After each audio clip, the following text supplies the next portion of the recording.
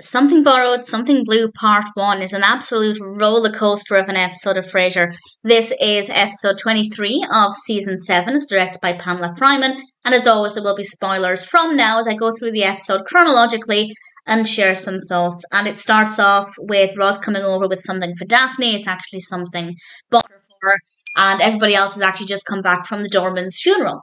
And Martin, a little while later, comes back with a bottle of wine from Maury's wife, Maury being the doorman, and it's apparently a really nice bottle of wine. I love the fact that the label on the gift bag said, "To Martin and Eddie," the wine for Eddie. I quite like that. Obviously, don't give wine to dogs. And they realised that it is a really nice bottle of wine. Maury was probably saving it for a special occasion.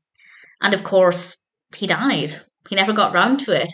And the main theme of this episode is don't wait around. Don't just take baby steps through life. Don't miss out on opportunities while you still have the chance. Simon then turns up. Honestly, I can't stand him. I know he's not meant to be a likeable character, but I just find him to be so irritating. Great performance, very well written, very believable character, but he really does annoy me. And he's really winding up Daphne and Frasier in this episode, particularly Frasier. And Frasier actually gets really aggressive with him. He's usually Frasier will skirt around things. He often doesn't just come out with what he's feeling. But when he thought Simon was going to be staying at the apartment, he put his foot down in a really aggressive way. It was quite bizarre. But actually, Martin's letting him stay in the Winnebago. And then Niles, while he's alone with Frasier, says that he's concerned because he's going on a brief anniversary trip with Mel, and he's worried that she's going to want to move in with him. And he has a talk with Frasier, which of course brings us back to the conversation of not taking baby steps. Are you ready to move forward? Are you just waiting because you're nervous? What's the right action to take? And we'll come back to that in a little bit. And then we have a scene that's really emotional and really funny. I think a lot of this episode does have a really strong balance of comedy and raw emotion at the same time. Daphne confesses to Frasier that she knows how Niles feels about her, and Frasier is outraged. Who dared tell Daphne? And of course, we the viewer know that it was Frasier who let it slip, and Daphne does tell him, and he's very confused. And it was funny. It was very funny, but obviously we also have Daphne here distraught and not sure what to do. And he said to her, and I thought this was pretty important. He said that she needs to talk with him, and he said, and I quote, "It'd be easier now than after you're married," which I think is a fair point. And Daphne realizes she has to talk with him. And then we have a scene where I guess there's a decent amount of comedy in this scene. She's nervous. She's waiting for Niles to arrive. And everybody keeps turning up at the door. Everybody except Niles. Finally, Niles arrives. And he's very happy. He's even accepting Simon's jokes and he's having a great time. And he's clearly had a really great anniversary. And then Martin finds out the truth. Niles confesses to Martin.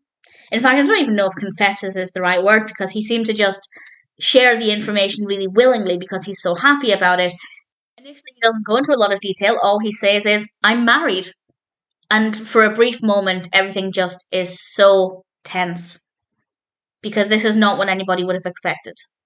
I certainly wouldn't have expected it. I don't remember how I felt the first time I watched this episode, but I definitely don't think I ever would have seen that coming. Martin is suitably surprised, and it turns out they eloped. And Martin doesn't want Daphne to find out, but Frasier thinks Daphne still needs to talk to Niles, which of course she does. So they're trying to get Daphne out of the house. Martin's trying to get Daphne out of the house, while Frasier's trying to get Martin out of the house to leave Niles and Daphne alone. And ultimately, Martin and Frasier end up going in the elevator. Frasier finds out Niles is married, and he bursts into the apartment when it's just Niles and Daphne on their own, which I thought was just a beautiful moment, very funny, definitely helped to make things a little lighter in the moment. But then Mel comes over, and, well, she kind of ends up speaking about this, and Daphne overhears. And I feel like, I don't want to blame her, but I feel like it was Mel's fault for talking about this so freely with Daphne in the apartment. But at the same time, maybe if Niles hadn't said to her, "Look, let's not mention it yet," Maybe it's not her fault. I think it's very easy to want to blame Mel in that situation. I don't like her as a character. I think she's very pushy and controlling. I don't think she's a good person. But on top of that, she's obviously getting in the way of what we believe could be a beautiful relationship if Daphne were actually able to tell Niles how she felt.